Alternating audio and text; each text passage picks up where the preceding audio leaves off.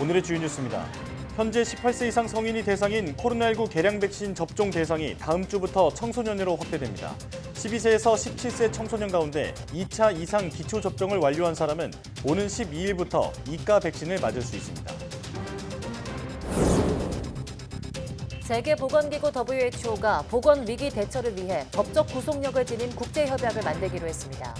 협약에는 코로나19 초기 대응 미숙으로 유행이 심화했다는 반성을 토대로 대유행 사태의 국제사회가 지켜야 할 사항과 대책 등이 담길 예정입니다. 가습기 살균제 성분을 코로 들이마시면 일부 성분이 폐와 간, 심장 등으로 퍼져 상당 기간 남아있다는 과학적 연구 결과가 나왔습니다.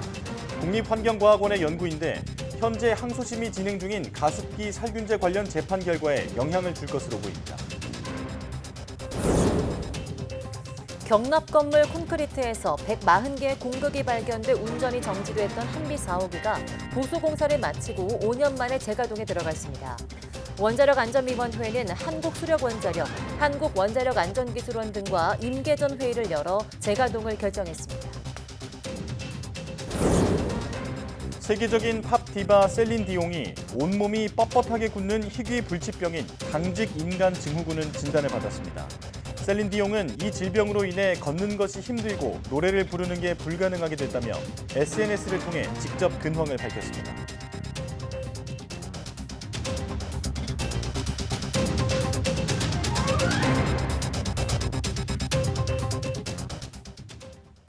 여러분 안녕하십니까? 사이언스 투데이 시작합니다. 현재 18세 이상 성인이 대상인 코로나19 개량 백신 접종 대상이 다음 주부터 청소년으로 확대됩니다.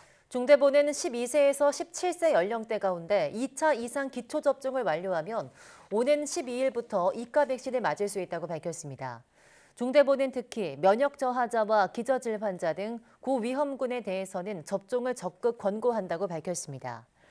12일부터 병원에 방문해 당일 접종이 가능하며 사전 예약을 통한 접종은 19일부터 이뤄집니다. 60세 이상 어르신과 요양병원 등에서 코로나19 위중증 환자와 사망자가 늘고 재감염이 이어지면서 정부가 동절기 접종 집중 기간을 연말까지 연장하기로 했습니다.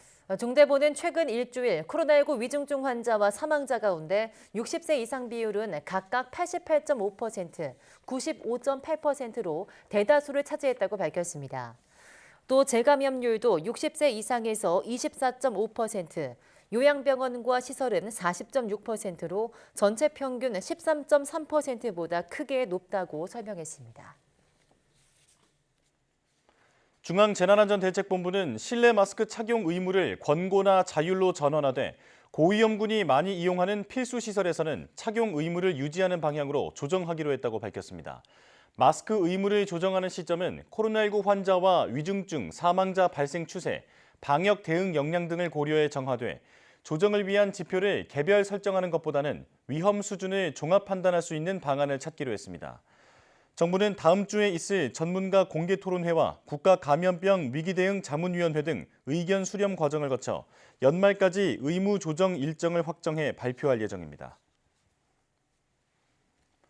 코로나19 대유행이 초기 대응 미숙으로 심화했다는 반성을 토대로 세계보건기구 WHO가 보건위기 대처를 위해 국제협약을 만듭니다.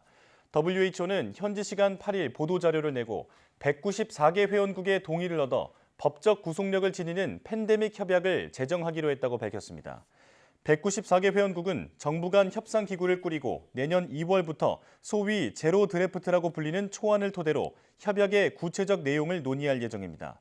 협약은 코로나19 대유행 사태에 국제사회가 신속하고 효과적으로 대응하기 위해 지켜야 할 사항과 필요한 대책 등을 담게 됩니다. 미국 식품의약국은 동물용 당뇨병 경구치료제로는 처음으로 고양이 당뇨병 치료제 벡사켓을 승인했다고 밝혔습니다. FDA 홈페이지에 공개된 동물용 의약품 승인 현황 데이터베이스에 따르면 벡사켓은 인슐린 치료에 전력이 없는 고양이의 혈당 조절 개선에 쓰일 수 있습니다. 하루에 15mg짜리 알약 하나를 먹이는 방식인데 다만 인슐린 의존형 당뇨병을 앓는 고양이에게는 써서는 안 됩니다. 동해안의 대표적인 석호인 강원도 고성 송지호에서 물고기 수만 마리가 떼죽음을 당했는데 대부분 전어였습니다. 물속에 녹아있는 산소량, 즉 용존산소 부족이 원인으로 추정되는데 관계 당국이 집단 폐사의 원인을 밝히기 위해서 조사에 나섰습니다. 송세혁 기자입니다. 바닷물과 민물이 교차하는 석호인 강원도 고성 송지호. 호숫가를 따라 죽은 전어떼가 길게 띠를 이루고 있습니다. 물 위에도 허옇게 배를 뒤집은 채 죽은 전어가 계속 떠오릅니다. 대부분 길이 10에서 15cm로 아직 다 자라지 않은 준성어들입니다. 고성군청 직원 20여 명이 오전부터 죽은 전어를 수거해보지만 좀처럼 줄어들지 않습니다. 지금까지 죽은 전어는 수만 마리. 하루 동안 수거한 전어만 25kg짜리 포대 30개에 이릅니다. 전어들이 갈대숲 사이에 저 밖에서 죽은 부분까지 수거하자면 한 시간이 한 3, 4일 정도 더 소요될 것 같습니다. 전어는 지난 6일부터 조금씩 죽기 시작했는데 이틀 만에 갑자기 폐사량이 급격히 늘어난 겁니다. 전문가들은 전어의 입과 아가미가 벌어진 점 등으로 미뤄 물속에 녹아있는 산소량 부족으로 죽었을 가능성이 큰 것으로 보고 있습니다. 바람이 불면서 퍼져나가요. 유산소층이. 하필 이제 그런 층 위에 있다가 얘네들이 밤에 바람이 불면서 뒤집어지니까 당하는 거죠. 강원도 보건환경연구원은 수질 분석에 나서는 등 전어 집단 폐사의 원인을 조사하고 있습니다. YTN 송세혁입니다.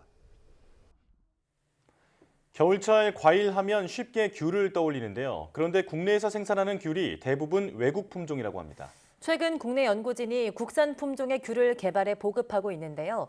맛이 더 좋고 재배하기도 편한 게 장점이라고 합니다. 김학무 기자입니다.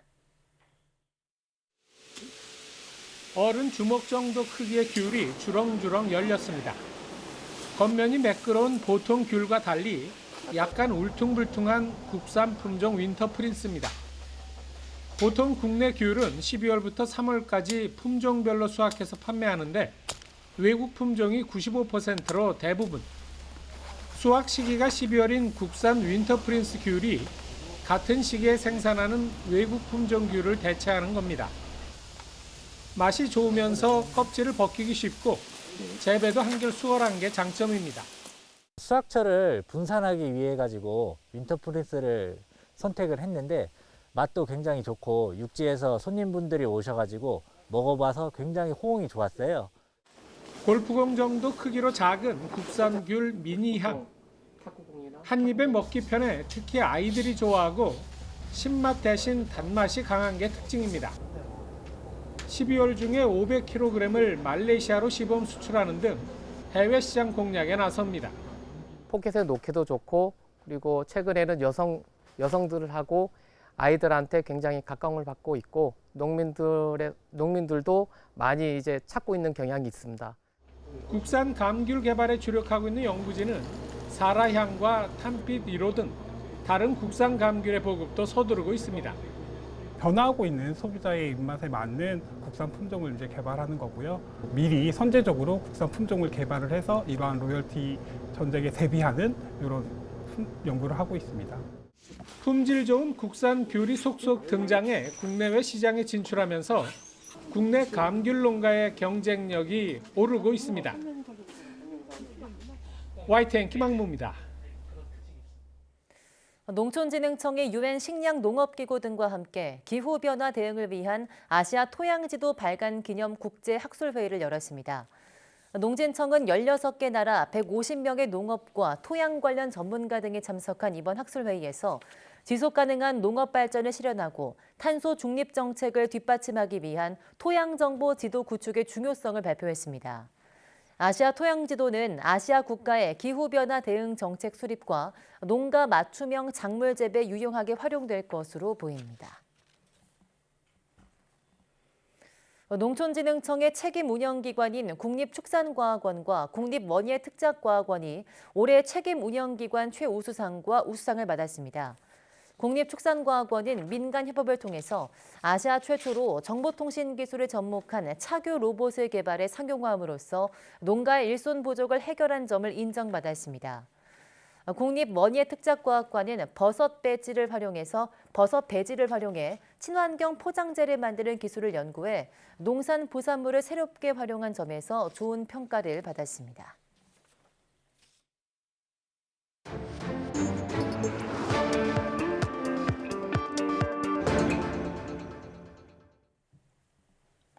한 주간 가장 주목받은 과학 소식을 되돌아보는 사이언스 핫5 시간입니다. 네, 이번 주에는 어떤 이야기가 시청자들의 주목을 받았는지 최소라 기자와 함께 알아보겠습니다. 어서 오세요. 안녕하세요. 네, 먼저 5위부터 알아볼까요?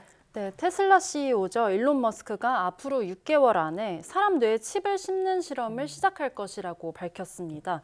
일론 머스크는 브레인칩 회사 뉴럴링크의 공동 창업자이기도 한데요.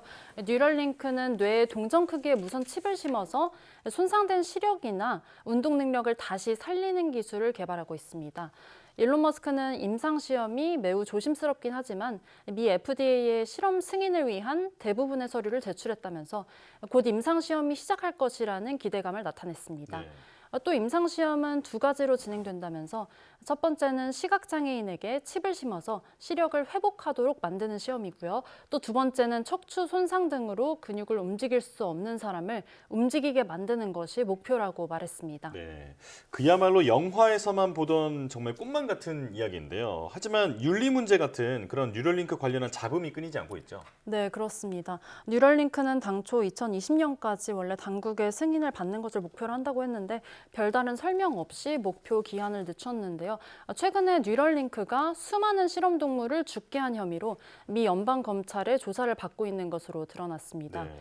로이터와 인터뷰를 했던 뉴럴링크 전 현직 직원들은 일론 머스크의 개발 속도 압박이 실험 실패로 이어졌고 이 실패에도 불구하고 실험이 반복되면서 폐사되는 동물도 늘어났다고 밝혔습니다. 2018년 이후에 뉴럴링크 실험으로 죽은 동물은 양과 돼지, 원숭이 280마리 이상을 포함해서 모두 1,500마리에 이르는 것으로 추정됐습니다. 이 죽은 동물의 숫자가 많다는 점 자체가 규정을 위반했다는 것은 아니지만요. 네. 실적을 빨리 내라는 머스크의 지시로 희생된 동물 수가 필요 이상으로 늘어났다는 것이 이 지적입니다. 네. 기적과도 같은 기술의 발달을 바라는 사람들도 굉장히 많을 것 같지만 그 과정에서 동물이 희생되는 현상은 좀 막아야 할 것 같습니다. 4위 소식도 알아볼까요? 네, 달 탐사선 아르테미스가 지구를 떠난 지 어느덧 3주가 넘었습니다.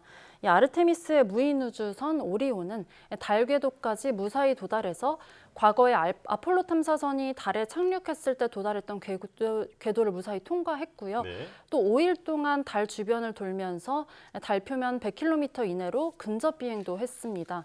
그리고 마침내 미국 시각으로 지난 5일부터는 이동 방향을 지구 쪽으로 바꿨고요. 이 달이 오리온을 끌어당기는 힘을 역으로 이용해서 달을 지나서 지구로 돌아오는 비행을 시작한 겁니다. 네, 아직까지 아주 순조롭게 진행이 되고 있는데 그렇다면 오리온은 지구로 정확히 언제 돌아옵니까?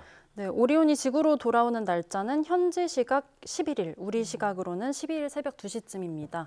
이 음속의 30배가 넘는 빠른 속도로 대기권에 진입해서 미국 캘리포니아주 샌디에이고 부근의 태평양에 낙하산을 펴고서 입수를 할 예정입니다.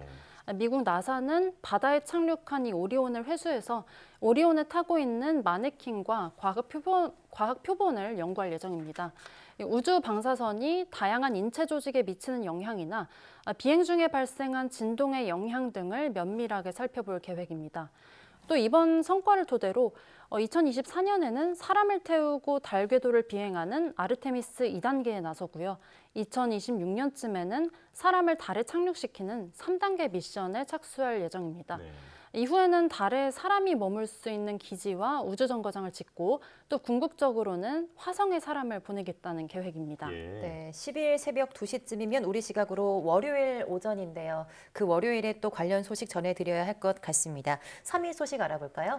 네, 어젯밤 하늘에 펼쳐졌던 진귀한 우주쇼 모두들 보셨나요? 네, 맞습니다. 네. 네. 네, 달 옆에서 붉게 빛나고 있는 화성을 관측할 수 있었던 흔치 않은 기회였습니다. 네. 태양과 지구 그리고 달과 화성이 일직선으로 늘어서면서 지구에서 2억 킬로미터 넘게 떨어진 화성을 그 어느 때보다 선명하게 볼 수 있었는데요. 이런 현상은 지난 300년 동안 5번밖에 나타나지 않았고요. 또 앞으로는 2059년과 2078년에 다시 볼 수 있다고 합니다. 화성은 이번 달 내내 1등성보다 10배 정도 밝게 빛나다가 달과 점점 멀어져서 동쪽 하늘에서 홀로 빛나게 됩니다. 이달 말이 되면은 밝기가 급격하게 준다고 하고요. 내년에는 다른 별과 구별이 어려워진다고 하니까 올해 밤하늘에서 화성을 찾아보는 것도 또 하나의 큰 재미가 될 것 같습니다. 네, 저도 밤하늘에서 그 보름달 옆에 빛나고 있는 그 별을 봤는데 정말 선명하게 잘 보이더라고요. 자, 이제 2위 소식 알아볼까요? 네, 정부가 앞으로 식당과 카페에서 종이 빨대만 사용하도록 하고 또 지난달부터 1년간의 계도 기간에 들어갔는데요. 네. 하지만 종이 빨대로 음료를 마시다 보면 빨대가 금방 눅눅해져서 불편을 호소하는 사람들도 적지가 않습니다. 이 종이 빨대 코팅 성분인 폴리에틸렌이 빨대에 균일하게 표면에 코팅이 되지가 않아서 이 빈틈으로 수분이 들어가기 때문인데요. 그리고 친환경 목적이 무색하게도 이 폴리에틸렌은 환경에서 분해가 잘 되지 않는다는 문제도 있습니다. 네. 이런 가운데 국내 연구진이 눅눅해지지 않으면서도 환경에서 쉽게 분해되는 종이빨대를 개발을 해서 주목을 받고 있습니다. 네, 저도 오늘 종이빨대 이용하다가 이 소식을 떠올렸는데요. 어떤 기술이었죠? 네, 한국화학연구원의 연구 성과인데요. 환경에서 잘 분해가 되는 생분해성 플라스틱에 이 종이와 잘 붙는 성분인 셀룰로스 나노크리스탈을 섞어서 코팅제를 만들었습니다.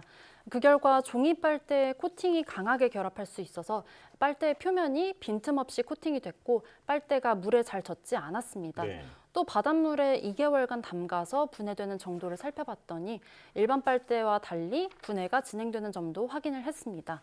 연구진은 새로 개발된 빨대가 기존 종이 빨대보다 10% 정도 더 비싸지만 편의성과 환경성을 고려할 때 더 효율적이라고 말했습니다. 네, 이번 성과가 종이 빨대의 새로운 대안으로 자리 잡게 될지 주목됩니다. 자, 드디어 1위 소식이죠. 네, 이 고무줄처럼 길게 늘릴 수 있는 반도체가 개발됐다는 소식이 이번 주 가장 큰 관심을 받았습니다. 네. 이 한국전자통신연구원 에트리의 연구 성과인데요. 반도체에 들어가는 전선을 말발굽 모양으로 구불구불하게 배열해 놓고 그 위에 반도체 소자를 집적한 겁니다. 그리고 이걸 신축성 있는 기판 위에 옮겼더니 기판을 길게 당기면 전선이 직선으로 펴지면서 반도체가 길게 늘어날 수 있게 된 겁니다. 이때 쓰인 반도체 소자는 유연하지만 성능이 떨어지는 유기 소자가 아니고요. 딱딱하지만 성능이 뛰어난 무기 소자인데요. 네. 고분자 보호제를 개발해서 소자를 감쌌기 때문에 기판을 늘려도 소자가 손상되지가 않았다고 합니다. 실험 결과 반도체 길이를 2배까지 늘려도 또 그리고 10,000번을 반복해서 늘리더라도 반도체의 성능은 그대로 유지된 것으로 나타났습니다. 네, 기존에도 신축성 반도체가 있었는데요. 어떤 점이 다른 걸까요? 네, 기존 신축성 반도체는 전선과 소자를 번갈아 가면서 이 반복 배열하는 방식이었는데요.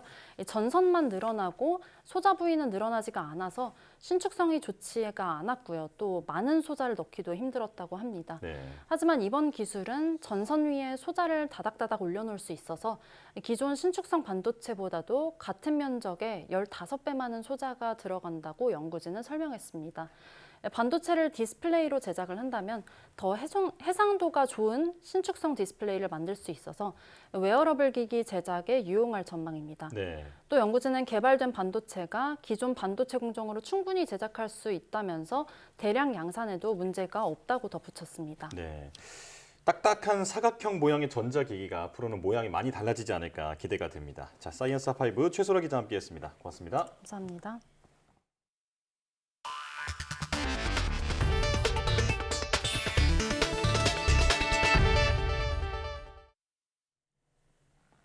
지난 2017년 경납 건물 콘크리트에서 140개의 공극이 발견돼 운전이 정지됐던 한빛 4호기가 보수 작업을 마치고 재가동에 들어갔습니다.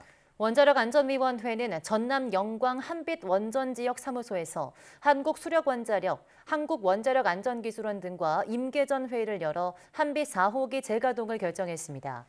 원안위는 8일 제168회 원자력안전위원회 회의에서 한빛 4호기에 대한 공급 검사와 구조 건전성을 평가한 결과 현재까지 수행한 검사 항목의 모든 결과가 적절하다며 원전 운영의 안정성을 확인했습니다. 한빛 4호기는 지난 2017년 5월 정기검사에서 경납 건물 내부 공극이 발견된 뒤 2019년 10월까지 모두 140개 공극이 발견됐으며 철판 부식, 외벽 철근 노출 등이 확인돼 가동이 중단된 바 있습니다.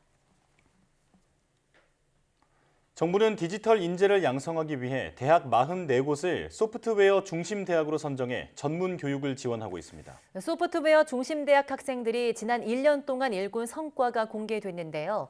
꽤 보람 있는 결실들이 잇따라 선보였습니다. 최소라 기자가 다녀왔습니다. 디지털 기술의 발달과 함께 날로 교묘해지고 있는 보이스피싱. 대학생들이 손잡고 전화 통화를 실시간 분석해 보이스피싱 위험도를 알려주는 기술을 개발했습니다. 금융감독원이 공개한 보이스피싱 문장 15,000개를 학습한 결과 기술의 정확도가 97%로 나타났습니다. 통신사의 보이스피싱 추론 서버를 두고 고객들의 통화 내용을 실시간으로 추론할 수 있도록 통신사 협업이 이루어진다면 청각장애인을 위한 통역 인공지능도 개발됐습니다. 안녕하세요. 오늘 아침 날씨가 참 좋아요. 식사는 하셨나요? 음성을 문자로 바꿔 형태소 단위로 분해해 알맞은 수어 영상을 찾아 연달아 재생해줍니다. 청각장애인의 문맹률이 약 30%라는 것을 보고 여러 콘텐츠에 대한 접근이 어려워서 많은 불편함을 겪을 것으로 생각을 했습니다. 이런 디지털 인재를 전문적으로 양성하는 소프트웨어 중심 대학. 소프트웨어 전공 학생 정원을 늘리고 비전공 학생들에게도 소프트웨어 교육을 필수로 가르치고 있습니다. 2016년 8개 대학으로 시작해 6년 만에 전국 44개 대학으로 확장됐습니다. 소프트웨어 전공 교육을 강화하고 소프트웨어 분야를 접목한 그런 융합 인재를 양성하고 또 기업의 산업체 수요에 맞추어서 최신식 산업체 맞춤형 그런 커리큘럼을 강화하고 ICT 인재를 100만 명까지 늘려서 이러한 기술 경쟁 시대를 극복하자 이런 좀 원대한 계획을 갖고 있습니다. 정부는 2027년까지 소프트웨어 대학을 100개 대학으로 확산하고 인공지능과 양자대학원 등과 함께 디지털 인재 양성의 전진 기지로 만들겠다는 방침입니다. YTN 사이언스 최소라입니다. 가습기 살균제를 호흡기로 들이마시면 일부 성분은 폐를 비롯한 여러 장기로 퍼져 상당 기간 남아있다는 정부 연구원의 조사 결과가 나왔습니다. 국립환경과학원은 경북대와 안전성평가연구소 연구진과 공동으로 진행한 가습기 살균제 성분 체내 거동평가 연구 결과를 공개했습니다. 연구 자료를 보면 가습기 살균제 성분인 CMIT와 MIT의 방사성 동위원소를 합성해 실험용 쥐의 코에 노출한 결과 5분 뒤에 폐와 간, 심장 등에서도 같은 성분이 검출됐습니다. 연구진은 국제학술지에 제출한 논문에서 CMIT와 MIT의 폐 손상 간의 연관성을 보여주는 과학적 근거가 없다는 법원의 판단은 재고돼야 한다고 지적했습니다. 청계천 산책로에 폐 플라스틱과 폐 마스크를 이용해 만든 이른바 새활용 벤치가 설치됐습니다.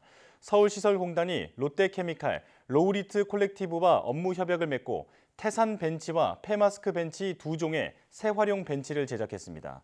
새활용은 재활용을 넘어 폐 자원에 새로운 아이디어를 접목해 고부가 가치 제품으로 재탄생시키는 것을 의미합니다. 태산 벤치는 작은 플라스틱 병뚜껑과 일회용 수저, 플라스틱 용기를 분쇄해 만들었으며 이름은 티끌모아 태산이라는 의미를 담았습니다. 폐마스크 벤치는 마스크 생산 과정에서 나온 자투리를 판재로 만든 뒤 콘크리트를 섞어 제작했습니다. 태산 벤치 10개와 폐마스크 벤치 2개는 청계천 상류의 마전교와 하류의 황학교, 비우당교 인근에서 만날 수 있습니다. 내년 6월부터 민법과 상법을 비롯한 사법과 행정 관련 분야에서 공식적인 나이 사용이 국제 기준인 만 나이로 통일됩니다.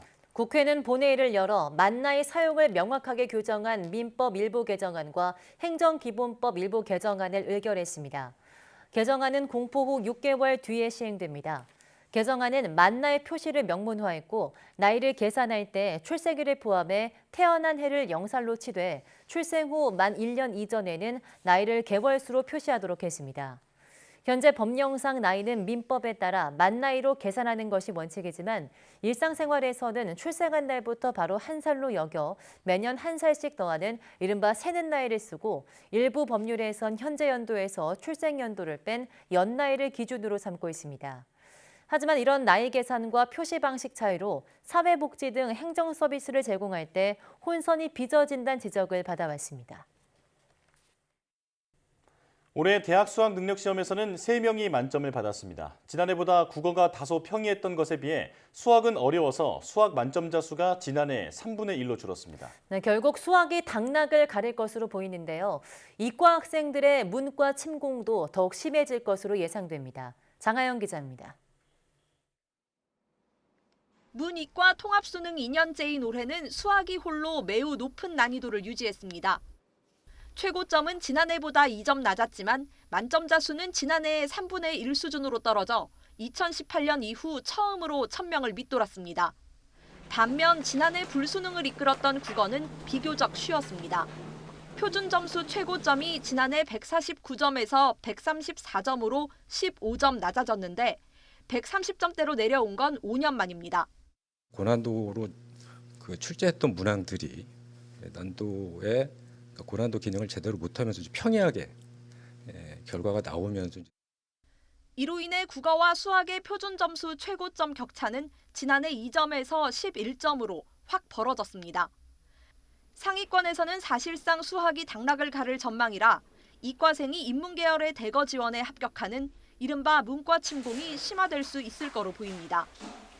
교육과정평가원은 지난해에 이어 국어와 수학의 선택 과목별 표준 점수 차이는 공개하지 않았습니다. 또 이과 성향 학생이 반드시 유리하다고 보긴 어렵다고 말했습니다. 반드시 수학을 잘하는 학생이 유리하다라고 일방적으로 이렇게 얘기하기는 어려운 부분이 있고요. 중위권 영역에서는 오히려 국어 영역의 표준 점수가 더 높았습니다. 탐구 영역에서는 사탐이 지난해보다 난이도가 올라가 과탐과 균형을 맞췄습니다. 절대평가인 영어는 1등급이 다소 늘었지만 3등급 이상은 절반을 넘지 못해 중위권 학생들은 지난해보다 어려웠던 걸로 분석됩니다. 올해 수능 만점자는 3명으로 재학생이 2명, 졸업생이 1명입니다. 3명 모두 과학탐구를 선택한 이과 수험생이었습니다. YTN 장하영입니다. 위메이드는 자사가 발행한 가상자산 위믹스에 대해서 130억 원 어치를 사들여 소각하기로 했다고 밝혔습니다. 위메이드 위믹스 팀은 위믹스와 위믹스 클래식에 대해서 $10,000, 우리 돈으로 130억 7천만 원 규모를 사들여 소각할 예정이라고 공지했습니다. 위믹스의 발행량을 줄이겠다는 뜻으로 법원의 결정으로 상장 폐지되자 내놓은 투자자 보호 대책입니다. 기간은 내년 3월 8일까지고 90일 동안이고 세계 위믹스 상장 거래소 등에서 시간 분할 균등 주문 방식으로 진행됩니다. 한국전력의 회사채 발행 한도를 확대하는 법안이 국회 본회의에서 부결되면서 전기요금 인상이 현실화할 거란 전망이 나왔습니다. KB증권 분석 자료를 보면 한전은 올해 30조 원 이상 대규모 적자가 예상돼 전기 구매 대금을 지급하지 못할 가능성도 있다며 정상적 전력 공급을 위해서는 정부가 직접 정책 자금을 투입하거나 전기요금의 대규모 인상이 불가피하다고 밝혔습니다. 이에 따라 1kW당 50원 이상 전기요금 인상 요인이 발생할 것이라며 이를 한 번에 반영하기는 어렵겠지만 요금 인상폭 확대는 불가피할 것으로 예상했습니다. 국제교역의 최종 성적표인 경상수지가 지난 10월 가까스로 흑자를 유지했습니다. 그러나 흑자 규모는 지난해 같은 달보다 크게 줄었고 가장 큰 비중을 차지하는 상품 수지도 한 달 만에 다시 적자로 돌아섰습니다. 강희경 기자입니다.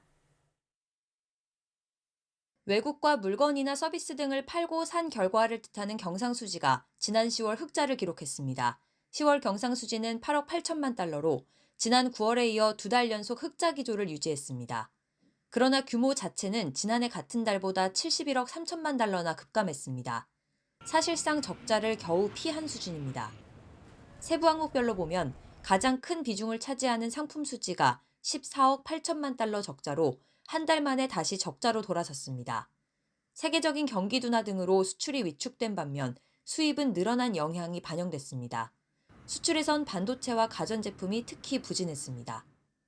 주요국 성장세 둔화, IT 경기 부진 등으로 수출이 감소하고 원유 등 에너지류 위주로 수입 증가세가 지속되면서 상품 수지가 적자로 전환되고 서비스 수지는 소폭 흑자를 기록했습니다. 그러나 1년 전보다 흑자폭이 많이 줄었는데 코로나19 방역이 완화돼 해외여행이 늘면서 여행 수지 적자 규모가 커진 탓입니다. 해외 현지법인에서 받은 배당 수입이 늘어나면서 배당, 이자 등의 움직임을 나타내는 본원 소득 수지는 22억 6천만 달러 흑자를 기록했습니다. 경상수지가 부진한 흐름을 이어가는 가운데 당분간 변동성은 계속 커질 거란 전망이 나옵니다. 다만 향후 국제 유가 하락으로 수익 감소가 기대되는 반면에 글로벌 경기도나 국내 물류 차질 등 수출 불안 요인도 상당해서 당분간 월별로 경상수지의 높은 변동성이 예상이 됩니다. 한은은 일단 11월에서 12월 경상수지가 균형 수준이면 올해 경상수지 전망치인 250억 달러 흑자는 달성할 수 있을 것으로 보고 있습니다. 다만 수출이 2달 연속 감소세인 데다 무역 적자 폭도 확대되고 있어서 연말 경상수지가 다시 적자를 보일 가능성도 배제하기 어렵다는 목소리가 나옵니다. YTN 강희경입니다. 중국이 지난 3년 동안 고수해온 제로 코로나 정책을 접고 경제 살리기로 방향을 틀었습니다. 내년 5% 경제 성장 목표 설정을 저울질하고 있는데 난관도 적지 않습니다. 베이징 강정규 특파원이 보도합니다.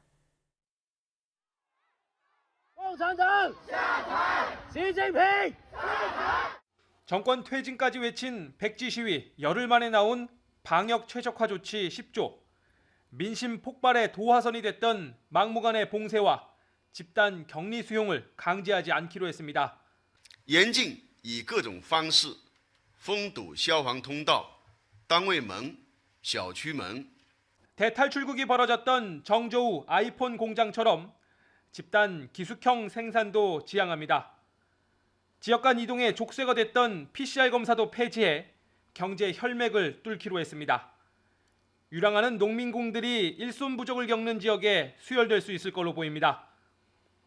도시에선 채소값이 급등하는 반면 시골에선 농작물이 썩어 문드러지는 일도 해소될 전망입니다. 코로나19 발병 초기인 2020년 우한 봉쇄 이후 최악을 기록한 중국의 11월 수출입 실적. 시진핑 집권 3기 지도부는 반등을 넘어 내년 5% 성장 목표 설정을 저울질하고 있습니다. 我国经济年均增长5%以上，好于全球平均水平。 본물 터진 일상 회복 움직임에 영화 관람과 남부 휴양지 예약이 3배로 뛰었습니다. 그러나 베이징 같은 일부 대도시의 식당 등에선 여전히 48시간 음성 증명을 요구해 혼선을 빚기도 합니다. 如果有人被感染了是阳性的话，我们其实是不能及时发现的，所以我觉得目前这个政策的话，它是有利有弊。 중국의 낮은 접종률과 의료시설 부족에 따라 앞으로 14억 인구의 90%까지 감염되고 최대 200만 명이 숨질 수 있다는 계산도 나옵니다. 我们的优化完善不是被动的，更不是完全的放开。 방역 대신 경제로 급선회한 중국. 잃어버린 3년을 되찾을 수 있을지 시진핑 집권 3기 첫 시험대에 올랐습니다. 베이징에서 YTN 강정규입니다. 중국의 경제사령탑인 리커창 총리가 최근 코로나19 방역 완화 조치를 계기로 경제 반등에 자신감을 내비쳤습니다. 리 총리는 베이징에서 열린 중국과 국제금융기구 수뇌부 간의 협의체 1+6 원탁 대화에서 이같이 밝혔습니다. 리 총리는 중국이 방역 최적화 조치 10개 항을 새롭게 발표한 사실을 거론하면서 중국 경제 성장 속도는 지속적으로 반등할 것이라고 강조했습니다. 미국에서 동성 간 결혼의 효력을 전국적으로 인정하도록 하는 법안이 상원에 이어 하원을 통과해 의회 입법 절차를 마쳤습니다. 조 바이든 대통령은 법안이 넘어오는 즉시 서명하겠다는 입장입니다. 이동환 기자입니다. 미 상원에 이어 하원 또한 현지 시간 8일 연방정부 차원에서 동성혼을 인정하는 결혼존중법을 가결했습니다. The yeas are 258, the nays are 169, present 1. The motion is adopted. 표결에 앞선 찬반 토론에서 한 공화당 의원은 눈물을 보이며 반대를 호소했습니다. I hope and pray that my colleagues will find the courage to join me in opposing this misguided and this dangerous bill. 하지만 하원에 민주당 의원 전원이 찬성했으며 공화당에서도 39명이 찬성표를 던졌습니다. 미 연방의회가 동성혼을 인정하는 입법에 나선 것은 2015년 판결로 동성혼을 합법화한 연방대법원이 보수화되면서 낙태권과 마찬가지로 동성혼 판결 또한 뒤집을 수 있다는 우려 때문입니다. 이번에 통과된 결혼존중법은 그러나 모든 주정부가 동성혼 부부에게 결혼 허가증을 발급하도록 강제하지는 않았습니다. 대신 다른 주에서 합법적으로 이루어진 결혼을 성이나 인종, 민족을 이유로 인정하지 않는 행위를 금지함으로써 동성혼이 합법인 주에서 한 결혼이 미국 전역에서 인정받도록 했습니다. 또 동성혼에 반대하는 보수 종교단체를 의식해 종교단체에 동성을 위한 결혼 서비스를 제공하라고 강제하지 못하도록 했습니다. 미 인구조사국에 따르면 현재 미국에는 56만 8천 명의 동성혼 부부가 있습니다. 지난달 상원을 통과한 이 법안은 이제 대통령 서명만 남겨두고 있으며 조 바이든 대통령은 법안을 받는 즉시 서명하겠다는 입장입니다. YTN 이동원입니다. 세계적인 팝 디바 셀린 디옹이 몸이 뻣뻣하게 굳는 희귀불치병 진단을 받았습니다. 내년으로 예정됐던 공연 일정은 모두 취소됐습니다. 김태현 기자가 보도합니다.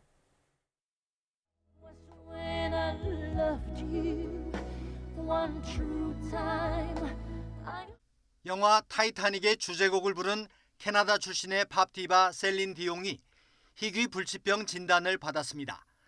디옹은 인스타그램에 올린 동영상을 통해 자신이 앓는 병과 현재 몸 상태, 소감을 밝혔습니다.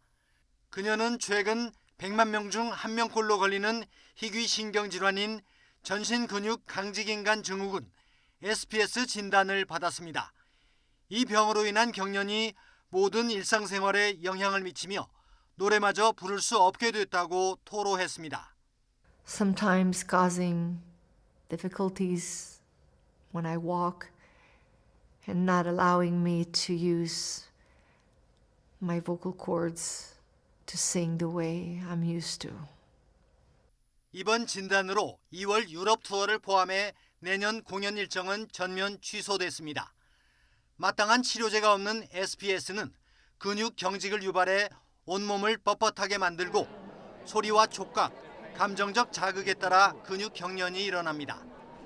환자는 걷거나 움직이는데 장애를 겪고 자동차 경적이나 거리 소음에도 영향을 받습니다. All I know is singing. It's what I've done all my life. And it's what I love to do the most. 자신이 처한 극한 상황을 최대한 담담히 토로한 팝 디바는 눈물을 흘리면서 팬들의 성원에 감사 인사를 전했습니다. YTN 김태현입니다.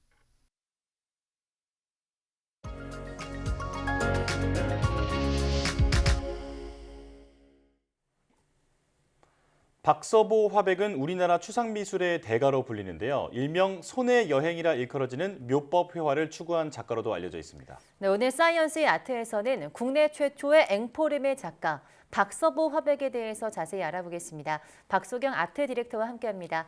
어서 오세요. 안녕하세요. 네, 안녕하십니까. 오랜만에 국내 작가 얘기를 하는 것 같은데요. 박서보 화백 어떤 작가입니까? 네, 우리나라 대표적인 작가로 손꼽히는 박서보 화백은 지칠 줄 모르는 수행자라고 일컬어지기도 하는데요. 네. 이 한국 현대미술의 발전과 단색화 열풍에 크게 이바지했고 또 국내 최초의 앵포르멜 작가이기도 합니다. 이 박서보 화백은 홍익대 회화과를 졸업한 후에 홍익대 미대 교수와 학장을 지낸 교육자이기도 하고요. 또 한국미술협회에서 부이사장과 이사장을 지내기도 했는데요. 이 한국미술의 선두에서 활발하게 활동해 왔습니다. 네. 1958년에 현대미술협회에 속하면서 이 앵포르멜 운동의 선봉장에 섰고요. 1960년대에 들어서면서 프랑스 파리 대회에 참가해서 기존의 서양 문화에 맞서는 원형질 시리즈를 작업하고요. 60년대 중반에는 허상 시리즈를, 또 1970년대부터는 대중들에게 잘 알려진 묘법 시리즈를 전개합니다. 이 파리 비엔날레와 베니스 비엔날레 등 세계적인 미술 행사에 참여하면서 인지도를 쌓았고요. 국내에서는 대통령 표창과 더불어서 은관 문화훈장, 또 옥관 문화훈장 등을 수상하기도 하면서 국내외에 널리 이름을 알립니다. 예. 네, 박서보 화백이 앵포르멜 작가, 국내 최초의 앵포르멜 작가라고 말씀해 주셨는데요. 앵포르멜에 대해 자세히 알려주시죠. 네, 이 앵포르멜이란 영어 인포멀의 프랑스식 발음으로 추상 미술의 일종인데요. 네. 기하학적인 형태의 기존 추상 미술이 아니라 비정형적이고 주관적인 미술을 뜻하는 하나의 추상 미술 사조입니다. 이 시간적 배경으로는 제2차 세계대전 이후에 프랑스 중심으로 일어난 운동입니다. 그 전인 1차 세계대전 이후에는 유럽의 미술계에서 앵포르멜과 반대로 기하학적이고 정형화된 일명 차가운 추상이 주를 이뤘는데요. 이 기하학적인 형태를 떠올려 보면 뭔가 좀 계산적이고 많은 것을 생략한 듯한 함축적인 느낌이 납니다. 네. 즉 기하학적이고 정형화된 형태가 아니라 공간이나 재료의 질감 등에 집중하자는 의미로 보면 됩니다. 또 대표적인 작가로는 장 뒤비페가 있고요. 국내 최초의 앵포르멜 작가로는 우리 박서보 화백이 손꼽히고 있습니다. 그렇군요. 자, 그런가 하면 박서보 화백이 20대 때 반국전을 선언하기도 했다고 하는데 이 반국전은 무슨 뜻입니까? 네, 먼저 국전이라는 말에 대한 설명을 해야 할 것 같은데요. 당시에 미술계에는 신진 작가들이 쉽게 말하면 데뷔를 하거나 또 기성 작가들이 작품을 알리는 중요한 통로가 있었습니다. 바로 대한민국 미술 전람회인데요. 이것을 줄여서 국전이라고 불렀습니다. 네, 대부분의 작가는 이 전람회를 통해서 화단의 이름을 알리기 시작했기 때문에 아무래도 좀 미술계에서 권력이 클 수밖에 없었는데요. 이 박서보 화백은 1956년 26세 나이로 이 국전에 저항하는 반국전을 선언하게 됩니다. 이 박서보 화백은 반국전 선언을 회상하면서 한 인터뷰에서 이렇게 이야기했는데요. 국전의 작품들은 한마디로 이름만 떼면 모두 한 사람의 그림 같았다. 다양화가 필요했다. 네, 시간이 흐르면서 기존의 이념도 다양화되고 또 반대 의견도 제시되어야 한다고 이야기했습니다. 또 이때 일 때문에 이후에 생활고에 시달리고 억울한 일도 많았다고 하지만 이 박서보 화백의 신조가 변하지 않으면 반드시 추락한다 하거든요. 이때 한국 미술계를 더 좋은 방향으로 이끌겠다는 굳은 신념으로 반국전을 선언하게 됩니다. 네, 정말 한국 미술계를 더 좋은 방향으로 이끌기 위해 노력했던 작가가 아닌가 싶은데요. 그렇다면 박서보 화백의 대표적인 작품은 뭐가 있을까요? 네, 아무래도 이 묘법 연작이 박서보 화백의 대표적인 작품이죠. 네. 화백의 쉼없는 반복적인 행위를 통해서 이 캔버스가 채워지는 작업입니다. 무위 자연을 추구하는 자아 성찰의 결과물이기도 한데요. 이 묘법 시리즈는 작업 시기를 크게 전기와 후기로 나누기도 합니다. 1970년대의 초기 묘법은 캔버스 위에 연필 등으로 선을 꾸준하게 긋는 행위, 즉 스케치와 드로잉이 특징이고요. 이런 반복적인 행위에 무위자연의 이념을 담습니다. 또 1980년대 이후에는 조금 더 본격화되는데요. 특히 한지를 주로 사용하게 됩니다. 이 한지라는 재료가 지닌 물성을 활용하는데요. 물감에 젖은 한지를 눌러서 압력을 가하고요. 이때 밀려난 한지의 형태를 마치 길다란 선처럼 잡는 작업을 합니다. 네, 그렇게 반복되어 만들어지는 게 바로 묘법입니다. 네. 저 울퉁불퉁한 모습을 뭘로 표현했을까 싶었는데 그게 바로 한지였군요. 박서보 화백이 이 작업에 무위 자연을 담았다고 말씀해 주셨는데 어디서 그런 부분을 느낄 수 있습니까? 네, 이 박서보 화백은 왜 그림을 그리냐는 질문에 나를 비우기 위함이라고 답했습니다. 네. 이 화폭 위에 선을 만들어내는 과정에서 온종일 적어도 100번 정도의 선을 긋는다고 하는데요. 이 선을 어떻게 긋느냐면 무심이라고 합니다. 무심하게 온종일 선을 긋는다는 이야기인데요. 이 과정을 스님이 목탁을 두드리며 연부를 하는 것에 비유하기도 합니다. 이 박서보 화백은 자신을 채우기 위한 작업으로서의 작업이 아니라 비우기 위한 과정인 겁니다. 네, 이런 무심한 행위가 반복되면 경지에 이르고 그것이 곧 무위 자연으로 이어지는 거죠. 네, 자신을 채우기 위한 작업이 아니라 비우기 위한 과정이라는 말에서 예술가스러움이 좀 느껴지는 것 같습니다. 박서보 화백이 최근에 협업도 진행했다고 들었는데요. 대표적인 협업 사례 소개해 주시죠. 네, 먼저 제가 관람하면서 좀 큰 영감을 받기도 한 전시인데요. 이 박서보 화백과 프랑스의 대표적인 조명회사인 세르주무이가 협업을 했던 세르주무이 박서보의 색채를 입다라는 전시였습니다. 네. 이 전시는 프레임 빌라에서 진행됐는데요. 아쉽게도 지금은 마감이 됐습니다만 이 전시에서 세르주무이와 박서보 화백의 협업 작품이 세계 최초로 공개돼서 굉장히 이슈였죠. 이 세르주무이는 20세기 대표적인 금속 공예가이자 조명 디자이너로 약 10여 년의 시간 동안 짧고 굵게 디자인계에 큰 업적을 남겼습니다. 이 세르주무이의 조명에 박서보 화백의 색채를 입히는 협업이 진행됐었습니다. 네, 저도 이 전시 다녀왔는데요. 세르주무이의 그 특유의 클래식하고 독특한 형태와 박서보 작가의 색채가 만나서 정말 독특하고 아름다웠던 전시회였습니다. 그런데 사실 저는 박서보 화백하면 이런 협업도 있지만 또 패션 협업도 빼놓을 수 없을 것 같거든요. 네, 맞습니다. 최근에는 루이비통과의 협업이 장안의 화제였죠. 이 현대미술 작가들과 협업하는 아티카피신 프레젠테이션 프로젝트에서 올해 박서보 화백과 더불어 그 우고 론디노네 또 다니엘 비랑 등과 협업을 진행했는데요. 동시대 핫한 작가들만 정말 모아놓은 것 같습니다. 이 박서보 화백과 협업한 카피신백의 카피신은 1854년에 뇌부대 카피신 거리에 오픈했던 루이비통의 첫 매장 이름을 딴 것이고요. 이 카피신백의 박서보 화백의 묘법 연작 중에서 2016년 작품을 기반으로 디자인했다고 합니다. 네, 실제로 제품 자체가 마치 묘법 작품을 입체적으로 옮겨놓은 것 같기도 한데요. 박서보 화백은 이 밖에도 국내외 유수의 브랜드와 꾸준한 협업을 진행해 왔는데요. 또 다른 묘법 작품, 묘법 넘버 170903을 와인 레이블에 담은 부커 더 원 리저브 아트 레이블도 와인 애호가들에게 굉장히 큰 화제였고요. 그 밖에도 다양한 브랜드와 활발하게 협업하고 있습니다. 네, 조명부터 의류, 와인까지 다양한 분야의 브랜드와 협업하고 있다는 점이 좀 자랑스럽게 느껴지는데요. 자, 그런데 박서보 화백의 작품은 어떻게 관리되고 있습니까? 네, 이 박서보 화백의 작품은 기지재단에서 관리가 되고 있습니다. 이 기지재단의 기지는 기계와 지혜를 의미하는데요. 이 기지재단은 박서보 화백이 낸 재원으로 2019년에 설립된 비영리 재단입니다. 이 박서보 화백의 작품 관리와 관련 자료들뿐만 아니라 전시를 개최하기도 하고 또 여러 협업을 진행하기도 하는데요. 지칠 줄 모르는 수행자인 박서보 화백의 긴 작품 인생을 조명하고 또 지원하는 역할을 충실히 하고 있습니다. 특히 이 화백과 기지재단이 SNS 계정을 통해서 다양한 소식을 알리고 있기 때문에 이 소식이 궁금하신 분들은 틈틈이 계정을 보시는 것도 좋을 것 같습니다. 네, 저도 SNS 팔로우를 하고 있는데요. 작가님 평소 일상과 또 작품에 대한 이야기를 좀 더 가까이서 접할 수 있어서 좋더라고요. 네, 오늘 박서보 화백에 대한 이야기는 여기까지 듣겠습니다. 박수경 아트 디렉터와 함께했습니다. 고맙습니다. 고맙습니다.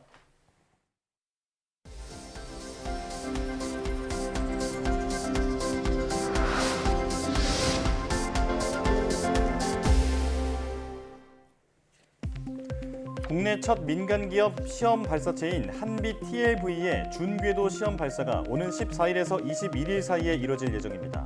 우주 발사체 스타트업 이노스페이스는 브라질 알칸타라 우주센터에서 한빛 TLV의 시험 발사 예비 기간을 브라질 현지 시각으로 오는 14일에서 21일로 정했다고 밝혔습니다. 정확한 발사일은 기술적 준비 상황과 기상 여건 등을 고려해 브라질 공군과 최종 협의에 확정할 예정입니다. 이번 시험 발사는 2단형 소형 위성 발사체인 한빛 나노에 적용될 추력 15톤급 하이브리드 로켓 엔진의 비행 성능을 검증하기 위한 것입니다. 나사의 화성 탐사선 퍼서비어런스에 실려갔던 무인 헬기 인저 뉴어티가 원래 목표인 3배의 높이에 고도 14m까지 날아오르는 데 성공했습니다. 나사 제트 추진 연구소에 따르면 인저 뉴어티가 지난 3일 35번째 비행에서 52초 동안 15m를 비행하면서 고도 14m 높이까지 날아올라 이전 최고 기록이었던 고도 12m를 경신했습니다. 인저 뉴어티는 최근 임무 연장을 위해 위험물 회피 착륙 기능을 갖춘 소프트웨어를 새로 내려받았는데 이날 비행은 새 소프트웨어 장착 이후 사실상 첫 비행이었습니다. 지구 이외의 다른 행성에서 동력 비행을 처음으로 성공한 인저 뉴어티는 지금까지 35차례 비행해서 총 59.9분 3,591초 동안 날며 7,407m를 비행했습니다. 국내 연구진이 면역 항암제를 투여받은 간암 환자에게서 조기 내성이 생기는 이유를 발견했습니다. 차의과대학 전홍재, 김찬 교수팀은 아테졸리주맙을 투여한 간암 환자에게서 형성되는 항약물 항체가 항암 치료 효과를 저해한다는 사실을 확인했다고 밝혔습니다. 연구팀은 항암 1차 치료제로 아테졸리주맙을 투여받은 간세포암 환자 170여 명의 데이터를 분석한 결과 17.4%에서 항약물 항체 농도가 높게 나타났으며 이들에게서 치료제 농도가 줄고 면역세포인 T세포의 증식과 활성도 또한 낮아져 항암 치료 효과가 떨어졌다고 설명했습니다. 정부가 위험 요인이 많은 연구기관이나 연구소를 안전집중관리기관으로 선정해서 정기검사를 하기로 했습니다. 과학기술정보통신부는 연구실 안전심의위원회를 열고 연구실 안전환경조성 4차 기본계획을 확정했다고 밝혔습니다. 이번 4차 계획에 따르면 과기정통부는 대학이나 연구기관, 연구자 50명 이상의 기업부설연구소 등 사고 위험이 큰 기관을 집중관리기관으로 정하고 5년 주기로 정기검사를 추진하기로 했습니다. 또 2027년까지 연구안전특화 전문 인력을 1,000명 이상 키우고 유해물질별 교육 콘텐츠도 개발할 예정입니다.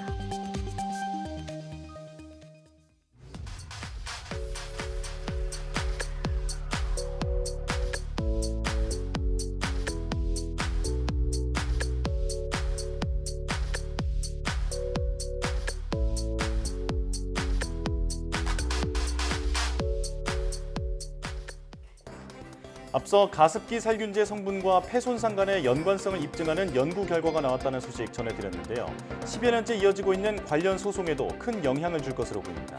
가습기 살균제 사건은 수천 명의 사상자를 낸 사회적 참사였습니다.